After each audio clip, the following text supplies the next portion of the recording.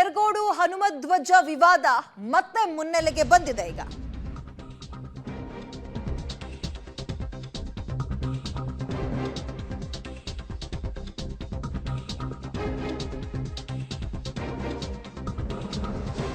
ಹೋರಾಟದಲ್ಲಿ ಭಾಗಿಯಾಗಿದ್ದ ಹಿಂದೂ ಕಾರ್ಯಕರ್ತರಿಗೆ ನೋಟಿಸ್ ಕೊಟ್ಟಿದ್ದಾರೆ.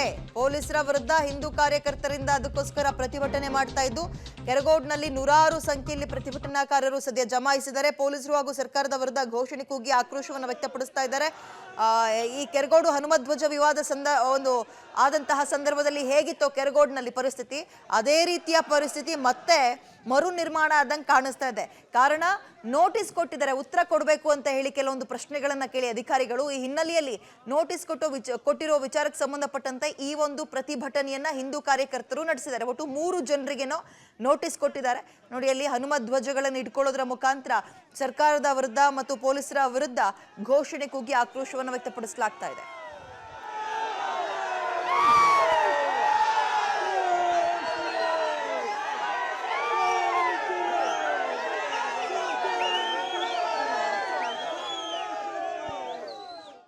ಜನವರಿ ತಿಂಗಳು ಪ್ರತಿಭಟನೆ ಸ್ಟಾರ್ಟ್ ಆಗಿತ್ತು. ಆ ಪ್ರತಿಭಟನೆಯಲ್ಲಿ ಒಂದು ಶಾಂತಿಯುತವಾಗಿ ಇತ್ತು. ನಾವು ಕಾನೂನು ಮುಖಾಂತರ ಹೋರಾಟ ಮಾಡಿ ನಾವೇನು ಧ್ವಜನ ಆರಿಸಿದ್ವಿ, ಆ ಅರ್ಜುನ ಧ್ವಜನ ಆರಿಸೋಣ ಅಂತೇಳಿ ನಾವು ಕಾನೂನ ಹೋರಾಟ ಮುಖಾಂತರನೇ ಮಾಡೋಣ.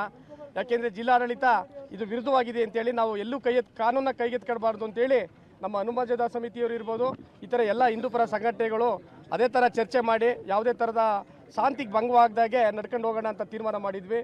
ಇತ್ತೀಚೆಗೆ ಈಗ ಮೊನ್ನೆ 4ನೇ ತಾರೀಕು ಯಾಕೋ ಕಣೆ ಸರ್ಕಾರಕ್ಕೆ, ಜಿಲ್ಲಾಡಳಿತಕ್ಕೆ ಇಲ್ಲಿ ಕೆರಗೋಡು ಶಾಂತಿಯುತವಾಗಿ ಇರಬೇಕಾದ್ರೆ ಇಷ್ಟ ಇಲ್ಲ ಅನಿಸ್ತಾ ಇದೆ ನನಗೆ.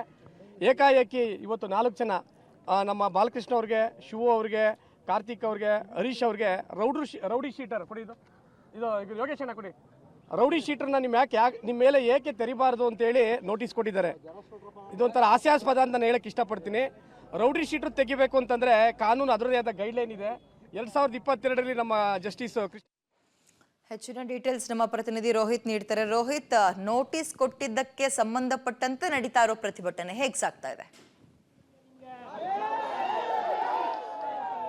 ಖಂಡಿತ ವಿದ್ಯಾ, ಕೆರಗೋಡು ಏನು ಹನುಮಧ್ವಜ ವಿವಾದ ಏನಾಯಿತು ಆ ಸಂಬಂಧಪಟ್ಟಂತೆ ಒಂದಷ್ಟು ಹೋರಾಟಗಳನ್ನು ನಡೆಯಿತು.